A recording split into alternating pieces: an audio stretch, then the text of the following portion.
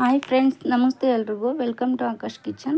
ನಾನು ಇವತ್ತು ಸಿಂಪಲ್ಲಾಗಿ ಮನೆಗಿರೋಂಥ ಇಂಗ್ರೀಡಿಯೆಂಟ್ಸಿಂದಲೇ ಎಲ್ಲದಕ್ಕೂ ರೈಸ್ಗೆ, ಮುದ್ದೆಗೆ, ಚಪಾತಿ, ದೋಸೆ, ಪರೋಟ, ನಾನ್ಗೆ ಎಲ್ಲದಕ್ಕೂ ಈ ಸೂಪರಾಗಿದೆ ಈ ಕಾಂಬಿನೇಷನು. ಒಂದು ಸಲ ನೀವು ಟ್ರೈ ಮಾಡಿ. ಈಗ ಹೇಗೆ ಮಾಡೋದು, ಏನೆಲ್ಲ ಇಂಗ್ರೀಡಿಯೆಂಟ್ಸ್ ಬೇಕು ಅಂತ ನೋಡೋಣ ಬನ್ನಿ. ನೋಡಿ, ಇಲ್ಲಿ ಒಂದು ಚಿಕ್ಕ ಜಾರ್ ಇಟ್ಕೊಂಡಿದ್ದೀನಿ. ಒಂದು 4 ಮೆಣಸಿನ್ಕಾಯಿ ಸೇರಿಸ್ಕೊತಾ ಇದ್ದೀನಿ. ಮತ್ತು ಕೊತ್ತಂಬರಿ, ಪುದೀನ ಇಷ್ಟು ಸೇರಿಸ್ಕೊಂಡು ಚೆನ್ನಾಗಿ ನುಣ್ಣಗೆ ಪೇಸ್ಟ್ ಮಾಡ್ಕೊಂಬರ್ತೀನಿ. ಸ್ವಲ್ಪ ನೀರು ಸೇರಿಸ್ಕೊಂಡು ನೋಡಿ ಈ ರೀತಿ ಪೇಸ್ಟ್ ಮಾಡ್ಕೊಂಬರ್ತೀನಿ. ಈಗ ಒಂದು ಬಾಣಲೆ ಇಟ್ಕೊಂಡಿದ್ದೀನಿ. 1 ಸ್ಪೂನಷ್ಟು ಎಣ್ಣೆ ಸೇರಿಸ್ಕೊತಾ ಇದ್ದೀನಿ. 1 ಈರುಳ್ಳಿ ಒಂದು ಸ್ವಲ್ಪ ಫ್ರೈ ಮಾಡ್ಕೊತೀನಿ. ಇಲ್ಲಿ ನಾನು ತಗೊಂಡಿರೋದು 1/2 kg ಚಿಕನು. ನೀವು ಜಾಸ್ತಿ ಕ್ವಾಂಟಿಟಿಲಿ ಮಾಡ್ಕೊತೀವಿ ಅಂದರೆ ಸ್ವಲ್ಪ ಇಂಗ್ರೀಡಿಯೆಂಟ್ಸು ಜಾಸ್ತಿ ಮಾಡ್ಕೊಳ್ಳಿ. ಇವಾಗ ಇದನ್ನು ಸ್ವಲ್ಪ ಫ್ರೈ ಮಾಡ್ಕೊತೀನಿ. ತುಂಬ ಫ್ರೈ ಮಾಡ್ಕೊಳ್ಳೋಂಥದ್ದು ಏನಿಲ್ಲ. ಶುಂಠಿ ಮತ್ತು ಬೆಳ್ಳುಳ್ಳಿ, 1 ಇಂಚು ಶುಂಠಿ, ಒಂದು 10 ಎಸಳು ಬೆಳ್ಳುಳ್ಳಿ ಸೇರಿಸ್ಕೊತಿದ್ದೀನಿ. ಸೇರಿಸ್ಕೊಂಡು ಇದನ್ನು ಸ್ವಲ್ಪ ಫ್ರೈ ಮಾಡ್ಕೊತೀನಿ. ಈ ರೀತಿ ಫ್ರೈ ಮಾಡೋದ್ರಿಂದ ಈ ಸಾಂಬಾರು ಸೂಪರಾಗಿದೆ. ನೀವು ಒಂದು ಸಲ ಟ್ರೈ ಮಾಡಿ. ಈಗ 1 ಚಕ್ಕೆ, 2 ಲವಂಗ ಹಾಕೊಂಡಿದ್ದೀನಿ. ಅದನ್ನು ಸೇರಿಸ್ಕೊಂಡು ಸ್ವಲ್ಪ ಫ್ರೈ ಮಾಡ್ಕೊತೀನಿ.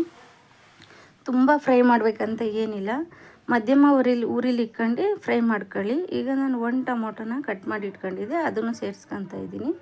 ಅದನ್ನು ಸೇರಿಸ್ಕೊಂಡು ಸ್ವಲ್ಪ ಫ್ರೈ ಮಾಡ್ಕೊತೀನಿ. ಸ್ವಲ್ಪ ಟೊಮೊಟೊ ಸಾಫ್ಟ್ ಆಗೋವರೆಗೂ, ಮೆತ್ತಗಾಗೋವರೆಗೂ. ನೀವು ಹೊಸ್ದಾಗಿ ಏನಾದರೂ ನನ್ನ ಚಾನಲ್ ನೋಡ್ತಾ ಇದ್ದರೆ ಪ್ಲೀಸ್ ಸಬ್ಸ್ಕ್ರೈಬ್ ಮಾಡ್ಕೊಳ್ಳಿ. ವಿಡಿಯೋ ಇಷ್ಟ ಆದರೆ ಒಂದು ಲೈಕ್ ಮಾಡಿ, ಶೇರ್ ಮಾಡಿ, ಕಮೆಂಟ್ ಮಾಡಿ ತಿಳಿಸಿ ಹೇಗೆ ಬಂತು ಅಂತ. ನೋಡಿ, ಈ ರೀತಿ ಫ್ರೈ ಮಾಡ್ಕೊಂಡಿದ್ದೀನಿ. ಇದನ್ನು ಇವಾಗ ತಣ್ಣಗಾಕಿ ಬಿಡೋಣ.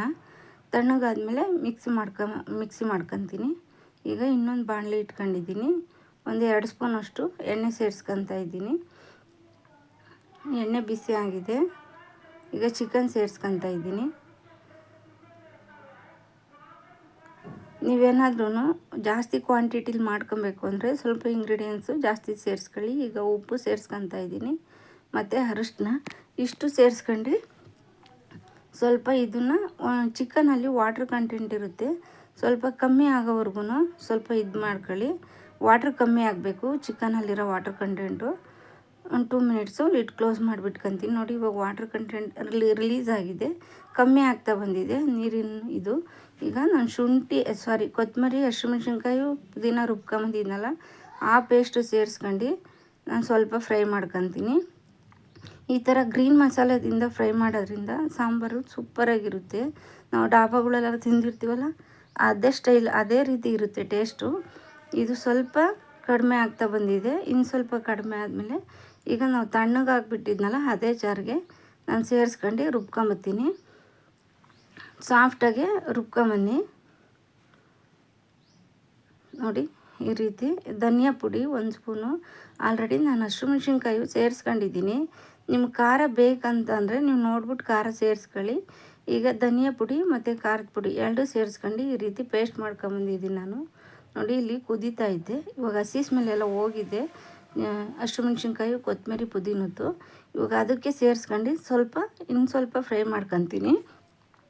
ಯಾಕೆಂದರೆ ನಾವು ಹಸಿಮೆಣ್ಸಿನ್ಕಾಯಿ ಆಗಲಿ, ಪುದೀನ, ಕೊತ್ತಂಬರಿ ಆಗಲಿ ಫ್ರೈ ಮಾಡ್ಕೊಂಡಿಲ್ಲ, ಹಸಿದೇ ಹಾಕೊಂಡಿರೋದ್ರಿಂದ ಸ್ವಲ್ಪ ಇದನ್ನು ಕುದಿಯೋಕೆ ಬಿಡೋಣ, ಹಸಿ ಸ್ಮೆಲ್ಲೆಲ್ಲ ಹೋಗಲಿ. ಈಗ ನಾನು ಉಳ್ಕೊಂಡಿತ್ತಲ್ಲ ಜಾರು, ಅದಕ್ಕೆ ಸ್ವಲ್ಪ ನೀರು ಸೇರಿಸ್ಕೊಂಡು ಆ ಮಸಾಲೆನೂ ಅದನ್ನು ಆ್ಯಡ್ ಮಾಡ್ಕೊತಾ ಇದ್ದೀನಿ. ತುಂಬ ತೆಳ್ಳಗೆ ಮಾಡ್ಕೊಳಕ್ಕೆ ಹೋಗಬೇಡಿ. ಚಪಾತಿ, ದೋಸೆ ಮತ್ತು ಪರೋಟಕ್ಕಾದರೆ ಸ್ವಲ್ಪ ಗ್ರೇವಿ ತಿಕ್ನೆಸ್ ಆಗಿರಬೇಕು. ಮುದ್ದೆ, ರೈಸ್ಗಾದರೆ ಸ್ವಲ್ಪ ನೀರು ಆ್ಯಡ್ ಮಾಡ್ಕೊಳ್ಳಿ. ನೋಡಿ, ಈಗ ನಾನು ಒಂದು ಸ್ವಲ್ಪ ನೀರು ಆ್ಯಡ್ ಮಾಡ್ಕೊತಾ ಇದ್ದೀನಿ, ಸಾಕಿಷ್ಟು. ಇದನ್ನು ಇವಾಗ ತಿರುಗಿಸ್ಕೊತೀನಿ. ಇವಾಗ ಚೆನ್ನಾಗಿ ಇದು ಕುದ್ದಿ ಸೈಡಲ್ಲೆಲ್ಲ ಎಣ್ಣೆ ಬಿಡಬೇಕು, ಅಲ್ಲಿವರೆಗೂ ಚೆನ್ನಾಗಿ ಇದು ಬೇಯಿಸ್ಕೊಳ್ಳೋಣ. ಈಗ ಇನ್ನೊಂದು ಜಾರ್ ತಗೊಂಡಿದ್ದೀನಿ. ಅದಕ್ಕೆ ಗೋಡಂಬಿ ಮತ್ತು ತೆಂಗಿನಕಾಯಿ, ಗಸಗಸೆ 1 ಸ್ಪೂನು ಇಷ್ಟು ಸೇರಿಸ್ಕೊಂಡು ಚೆನ್ನಾಗಿ ನುಣ್ಣಗೆ ಇದನ್ನು ಪೇಸ್ಟ್ ಮಾಡ್ಕೊಂಬರ್ತೀನಿ. ನೋಡಿ, ಇವಾಗ ಕುದೀತೈತೆ, ಸೈಡಲ್ಲೆಲ್ಲ ಎಣ್ಣೆ ಬಿಟ್ಕೊಂಡಿದೆ. ಇದನ್ನು ಯಾಕೆ ಲಾಸ್ಟಿಗೆ ಹಾಕೊಂತೀನಿ ಅಂತಂದರೆ, ಫಸ್ಟೇ ಹಾಕೋಣದ್ರಿಂದ ತಳ ಹಿಡಿಯೋ ಚಾನ್ಸಸ್ ಇರುತ್ತೆ. ಸೊ ಆ ಕಾರಣಕ್ಕೆ ಲಾಸ್ಟಲ್ಲಿ ಹಾಕೋಣದ್ರಿಂದ ಟೇಸ್ಟು ತುಂಬ ಚೆನ್ನಾಗಿರುತ್ತೆ. ಈಗ ಇದನ್ನು ಒಂದು ಕುದಿಯೋಕೆ ಬಿಡೋಣ. ಕುದೀತೈತೆ ನೋಡಿ. ಕೊತ್ತಂಬರಿ ಸೊಪ್ಪು ಆ್ಯಡ್ ಮಾಡ್ಕೊಂಡ್ರೆ ಸಿಂಪಲ್ ರೆಸಿಪಿ. ಒಂದು ಸಲ ಟ್ರೈ ಮಾಡಿ.